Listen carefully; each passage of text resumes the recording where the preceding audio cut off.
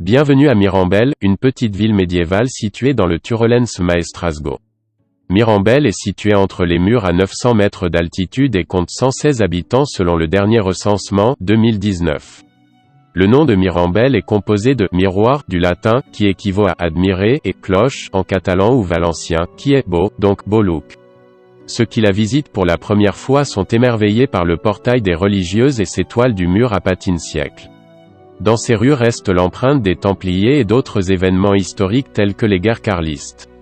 Ces monuments, témoins de l'histoire de Mirambel, constituent un ensemble urbain déclaré site historique artistique en 1980 et bien d'intérêt culturel pour être une ville chargée d'histoire, préservant dans son intégralité l'enceinte fortifiée et les bâtiments remarquables, sans altérer l'image et l'atmosphère médiévale.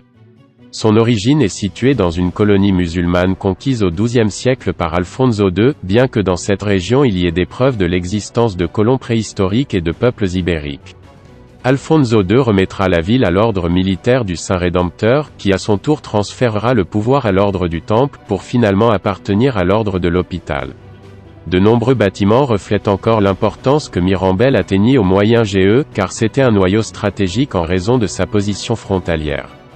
Pour sa protection, il était entouré d'un mur dont presque toute sa structure est encore debout aujourd'hui et de ses 5 portails, le principal, le portal de la Monras à partir duquel vous pouvez accéder au centre historique de la ville. À côté de ce portail, le couvent des Sœurs Ermites Augustiniennes a été construit en 1564 et sur lui une tour cylindrique qui abrite la sacristie de l'église du couvent. La tour des Moniales a été construite entre les 15e et 16e siècles et est devenue le monument le plus remarquable de Mirambel. La visite guidée du couvent est une expérience unique car elle permet de revivre la vie monastique et cloîtrée des religieuses.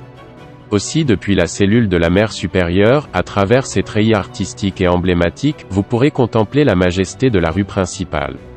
En plus de pouvoir admirer les grisailles qui, compte tenu de leur importance historique et culturelle, ont été restaurées par la Fondation Santa Maria de Albarracín.